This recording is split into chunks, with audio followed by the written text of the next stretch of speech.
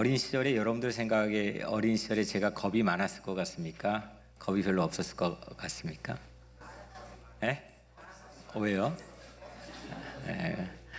저 정말 겁쟁이였습니다. 지금 생각해봐도 좀 아찔합니다. 이렇게 화장실도 혼자 못 갈 정도였고, 이렇게 겁쟁이가 어린 시절에 고아원에 가서 버틴 거 보면 정말 기적 같은 일입니다. 지금도 그 고아원에 들어가는 큰 이제 문이 옛날식 큰 나무 문이었는데, 그 문이 한동안 트라우마가 있었습니다. 거기만 보면은 오금이 저렸습니다. 제가 있던 방의 호실이 2호실 방이었는데, 2호실도 너무너무 이자 들어간 건 정말 싫어합니다. 그리고 이제 그 점호하는 그 점호 때마다 맨날 두드러 맞았기 때문에 그 점호하는 그 종을 치는 소리가 지금도 아주 생생하게 기억이 납니다. 땡떼대댕 땡떼대댕 이렇게 치면은 점호입니다. 뭐 그렇게 하면은 우리는 모여서 또 쉽지 않은 시간을 보냅니다. 그래서 저는 정말 겁이 많았습니다. 그럼 그렇다고 해서 그렇게 고아원에 살았기 때문에 그걸로 인해 연단되어 겁이 없어졌느냐? 저는 그렇지 않았습니다. 중학교 2학년 때였습니다. 그때 어머니가 서울에서 이제 신학을 어렵게 하시고 첫 번째 단독 목회를 저 전라도 시골에서 시작을 했습니다. 이게 시골 벽촌도 그런 깡촌이 있을까? 제가 많이 시골을 봤는데 저도 시골에 또 자라났는데 정말 깡촌입니다. 막 이제 집 앞에 노루들이 막 걸어다니고 뭐 하여튼 사람도 별로 많이 살지 않는 그런 깡촌입니다.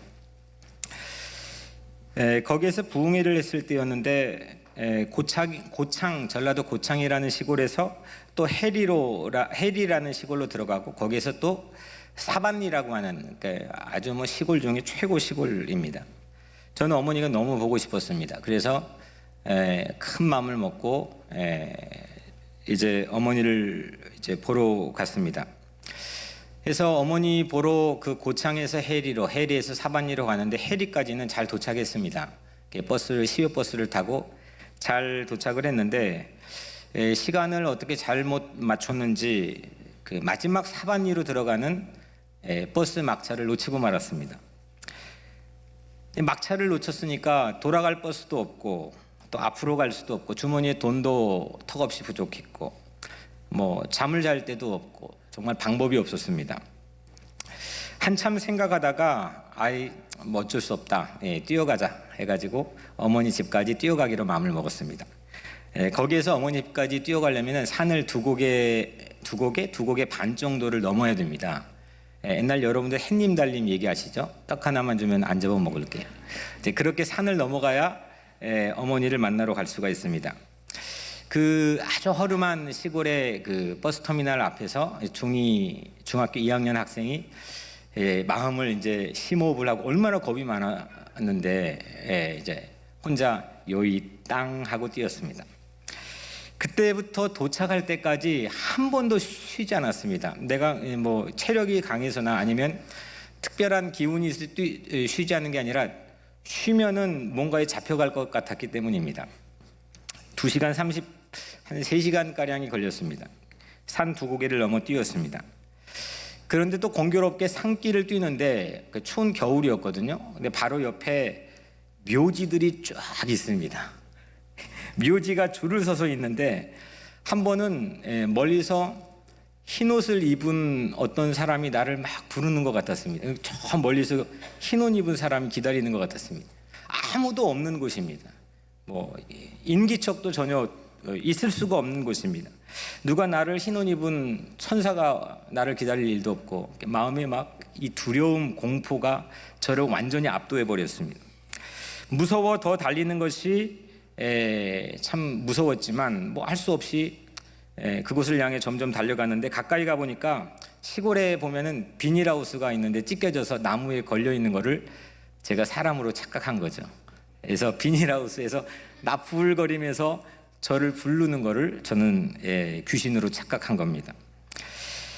또 겨울바람이 그래서 이게 겨울에 산을 달리면 어떤 귀의 현상이 일어나는지를 지금도 기억합니다.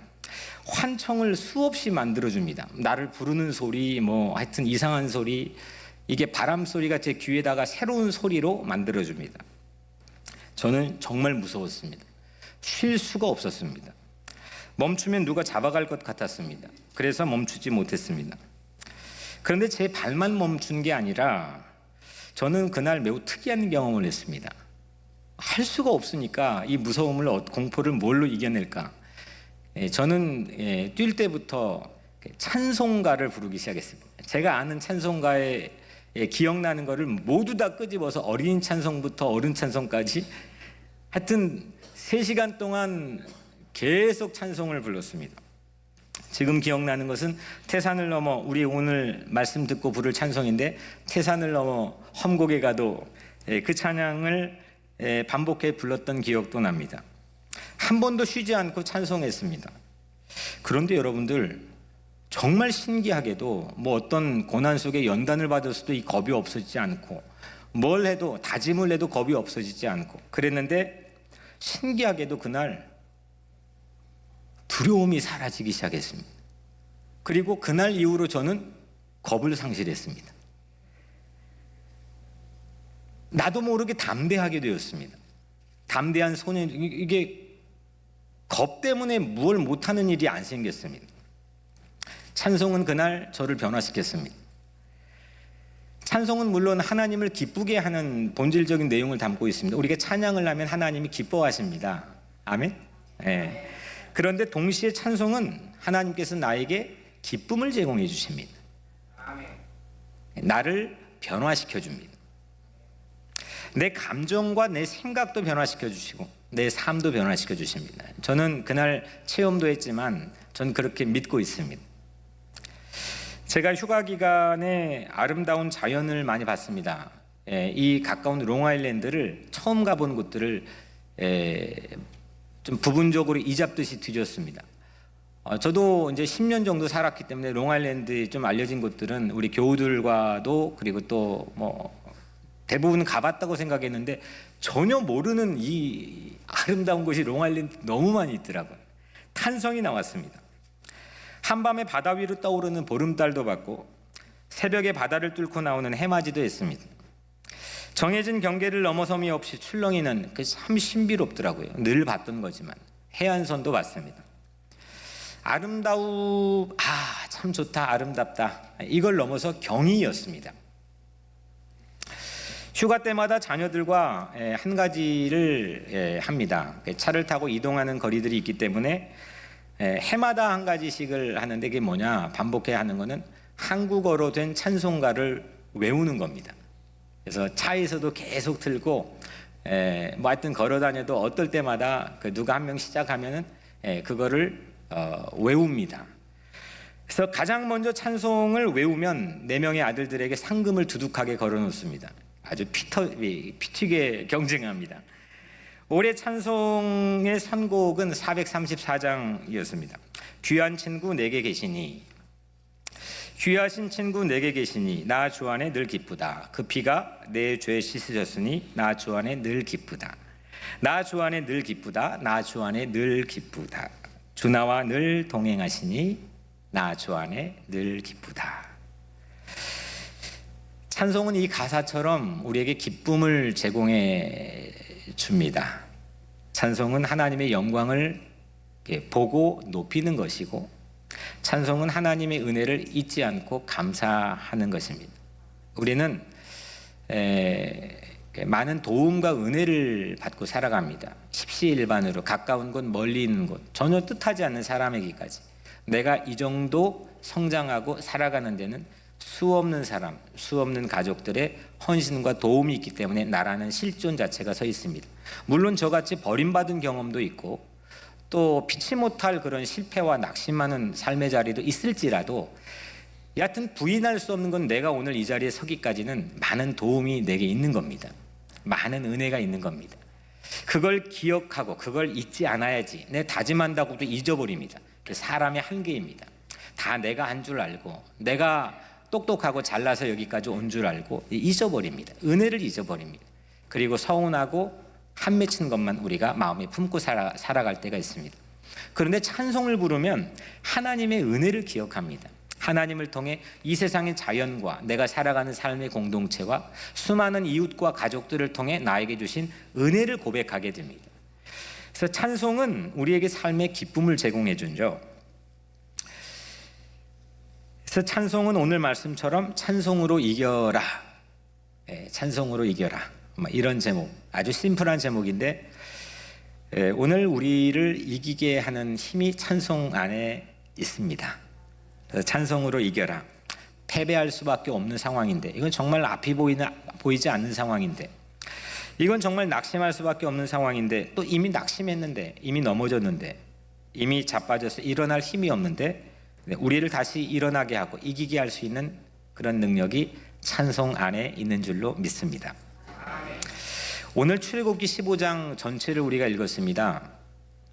이거는요, 아주 큰 승리, 장엄한 승리, 아마 성경의 최고의 승리일지도 모릅니다.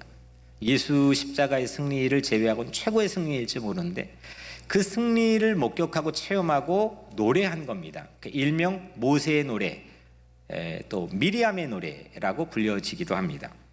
출애굽의 애굽을 탈출하는 장면이 아주 장엄하게 펼쳐지는데 430년 동안 노예였던 사람들이 드디어 첫 번째 자유의 발걸음을 시작했습니다.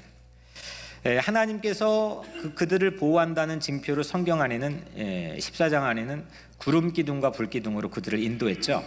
근데 구름 기둥이 갑자기 14장에 보면은 앞에서 그들을 인도하다가 뒤로 자리를 옮깁니다.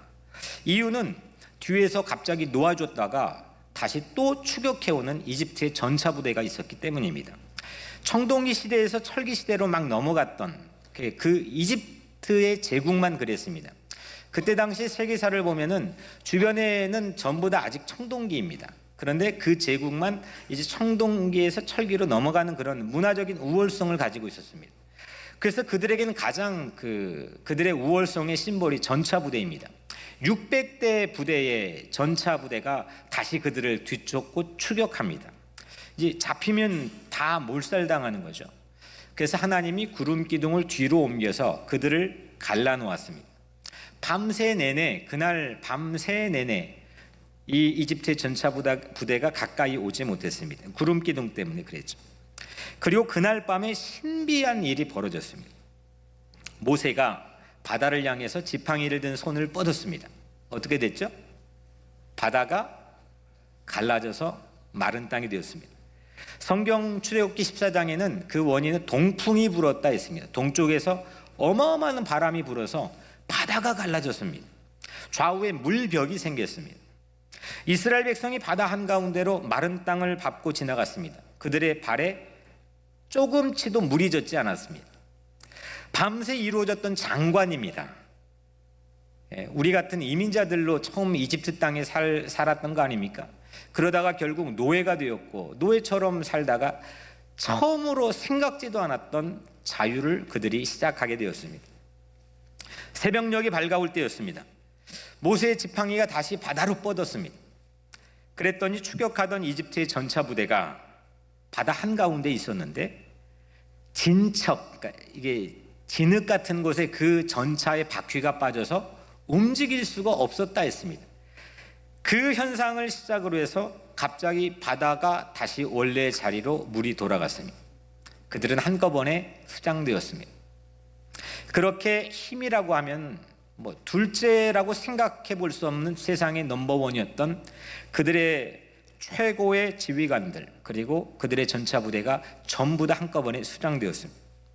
이거를 지금도 유대인들은 6월절이라는 명절로 그날을 기억하고 4,300년이 지났는데도 아주 지독하죠. 그걸 잊지 않고 기억합니다. 우리는 이 성경을 통해 6월절이 있었다는 사실만 기억하고 그 6월절이 예수 그리스도의 십자가의 부활 그리고 오늘 주일로 우리는 지키고 있지만 유대인들은 그날을 지금도 기억하고 자기들의 최고의 명절로 지키고 지금은 뉴욕 미국에서도 같이 그걸 믿지 않는 사람들까지도 명절로 휴일로 지키고 있습니다.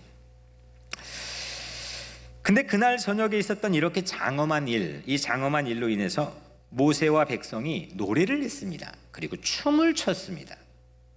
그거를 오늘 15장에 담아놨습니다. 이 찬송 가사의 전체가 출애굽기 15장에 담겨 있는데 일명 모세의 노래로 불려집니다. 여러분들 바다가요, 홍해 바다가 장벽이었습니다. 뭐 길이 있습니까? 문이 있습니까? 이건 그냥 죽는 겁니다. 누가 찾을 수 있습니까? 거기에서 어떤 지혜자가 찾을 수 있습니까? 근데 그 바다가 장벽이었는데 엑시트 도어가 됩니다. 출구문이 되었습니다.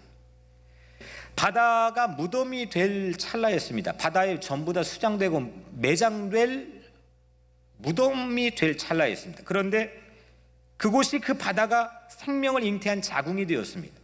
새로운 백성, 새로 구원받은 백성이 거기에서 출산되었기 때문입니다.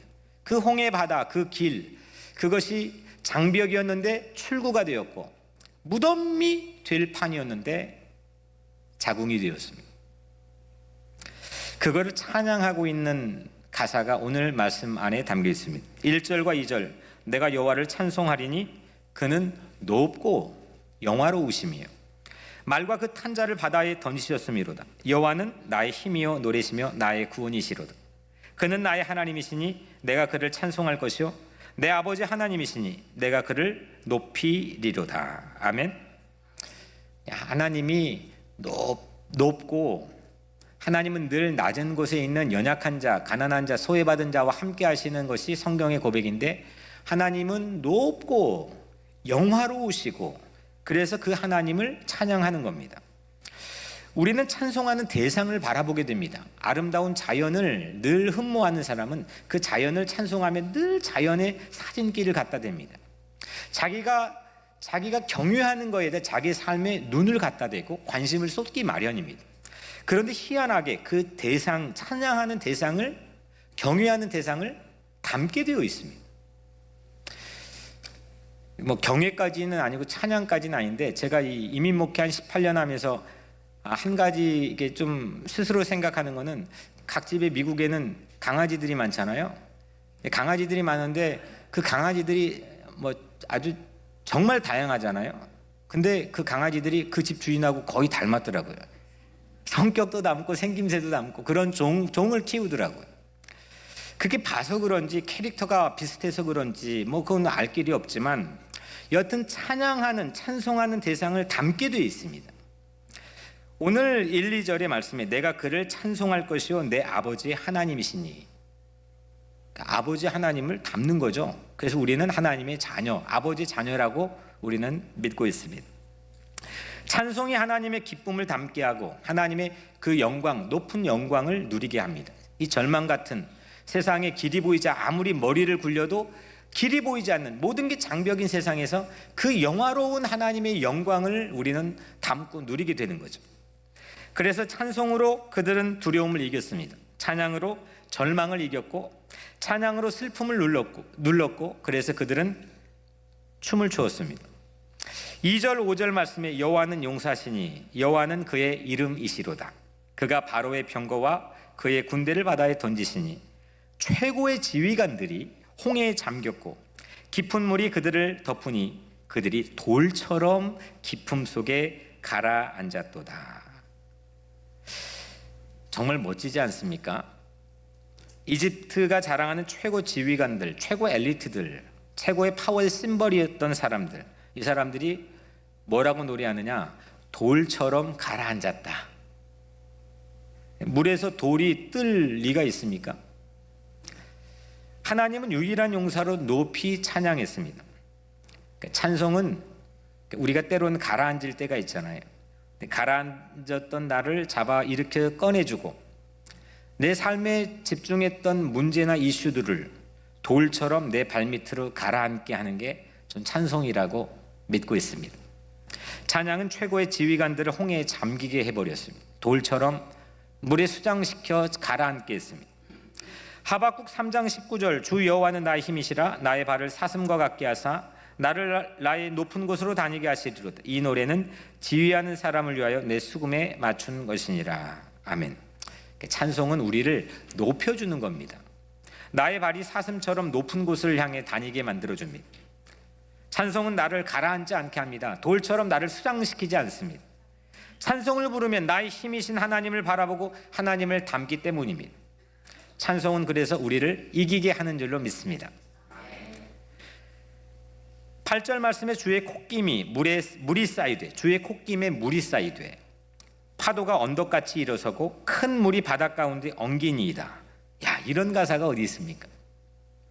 주님이 콧김을 부니까, 하나님께 콧김을 한번 부니까 파도가 언덕처럼 일어나 가지고 뚝을 만들었습니다. 주의 콧김에 다시 사나운 바다가 엉기어 버려서 거기에 늪이 되었습니다. 이집트의 전차 부대가 돌처럼 가라앉았습니다. 같은 바다였거든요. 다른 바다가 아닙니다. 다른 소재를 가지고 사용한 게 아니고 똑같은 바다입니다. 그런데 같은 바다를 가지고 하나님은 구원과 심판을 동시에 이루어 찬양하게 했습니다. 우리가 살아가는 세상이 다른 장소가 아닙니다. 다 같은 장소입니다. 그 장소에서 하나님, 우리를 찬양받기에 합당하신 하나님, 늘 찬양을 통해 우리를 이기게 하시는 줄로 믿습니다. 출애굽기가 1440년, 주전 1440년에 일어났으니까 그로부터 400년이 지나고 나서 다윗이라는 사람이 등장합니다. 주전 한 1000년 정도. 이때 시편 106편 9절 11절을 보면 다윗이 지은 노래입니다. 이에 홍해를 꾸짖으시니 곧 마르니 그들을 인도하여 바다 건너가기를 마치 광야를 지나감 같게 하사 그들을 그 미워하는 자의 손에서 구원하시며 그 원수의 손에서 구원하셨고 그들의 대적들은 물로 덮으심에 그들 중에서 하나도 살아남지 못하였도다. 하나님께서 홍해를 꾸짖었다. 그랬더니 홍해가 말랐다. 바다를 거침없이 행진했다. 아무도 발이 젖지 않았다. 야, 이건 뭐 믿기 어려운 힘든 그런 실제 사실 아닙니까? 반면에 뒤쫓던 대적들을 물로 휩쓸어 하나도 살아남지 않게 했다. 하나도 살아남지 않았다. 이것이 바로 모세의 노래를 리메이크한 다윗의 찬송입니다. 그만큼 우리가 읽은 출애굽기 14장의 내용을 바탕으로 한 이 모세의 노래는 두고두고 많은 사람들의 리메이크 되어서 애창되었던 최고의 성경의 인기 그런 노래입니다. 26절 오늘 마지막에 하나님께서 제시하신 나무를 모세가 물에 던졌습니다. 그랬더니 쓴물이 단물이 되었습니다. 26절에 나는 너희를 치료하는 여호와임이라. 오늘 말씀이 결론이죠. 나는 너희를 치료하는 여호와임이라. 홍해바다에서도 또 마라의 쓴물인 작은 우물 앞에서도 나는 너희를 치료하고 회복하게 하는 여호와 하나님이다. 언제 어디서든지 치료하는 하나님을 찬양합시다. 하나님은 모세 지팡이를 거대한 홍해를 뻗어 바닷물을 말리기도 하고 작은 나뭇가지를 작은 우물에 던져 식수로 바뀌기도 하십니다. 큰 일이나 작은 일이나 주일이나 월요일이나 하나님께서는 여전히 우리를 도우십니다. 그래서 우리는 하나님이 찬양하는 걸 멈추지 않아야 됩니다. 큰일 앞에서도 찬송하지만 작은 일상에서 찬송합시다. 주일에도 찬송하지만 화요일에도 찬송합시다. 나무 막대기로 홍해를 가르신 하나님께서 나무 막대기로 못 마시는 우물을 식수로 만들어 주십니다. 이 이야기하고 말씀을 마칩니다. 깡통교회로 알려진 전주 안디옥 교회 저희 선배님이신데 이제 뭐 은퇴해서 80 중반이 되셨습니다. 아주 유명한 목사님, 잘 알려진 목사님 이동희 목사님께서 제가 그 플로리다의 교회에 섬겼던 교회에 몇 차례 오셨습니다. 그리고 함께 이렇게 식사하며 대화를 나누고, 그런데 그 중에 참 인상 깊었던 이야기를 하나 말씀드리려고 합니다. 이동희 목사님에게는 뭐 정말 교회가 그 철판 깡통으로 지어놨어요. 거기에 10,000명이 들어가 예배드립니다. 지금도 그 나무 톱밥 대 가지고 에어컨도 없고 아무것도 없습니다. 이걸 모두 다 구제나 선교를 위해 사용합니다. 저는 그 옆에 살았습니다. 옆에서 사역도 했습니다. 근데 이동희 목사님께서 한 가지 저에게 잊지 못할 얘기를 해주신 거는 자기 삶에 인기 찬송 10곡이 있다는 겁니다. 인기 찬송 10곡이 있는데 그거를 매일같이 루틴한 반복되는 일상에서 반복해 부른다는 겁니다. 매일 새벽 기도 가며 부를 찬송, 또 산책을 가면서 부르는 찬송, 일하기 전에 부르는 찬송, 또 운전할 때 부르는 찬송, 잠자리 들기 전 침대 찬송, 매일같이 부르니까 외워져 있습니다. 하루에 큰 홍해 앞에서도 작은 마라 앞에서도 지정 찬송곡을 외워 부릅니다.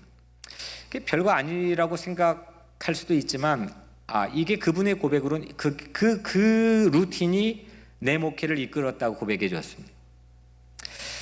저도 까맣게 잊고 있었다가 오늘 말씀을 준비하면서 저도 따라하기로 한 주간 마음먹었습니다.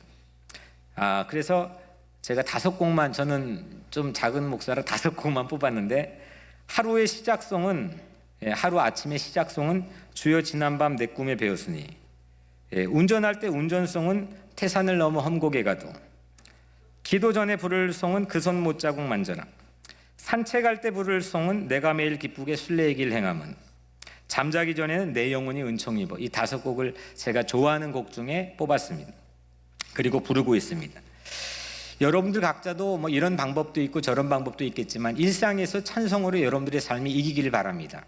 그래서 여러분들의 삶을, 우리는 말씀도 많이 있고 또 우리 교회 기도도 많이 하는 성도들이 많이 있지만, 우리 9월 한 달 동안 찬송으로 여러분들의 삶을 디자인하기를 하나님께서 권면하십니다. 찬송으로 이기기를 주의 이름으로 축복합니다.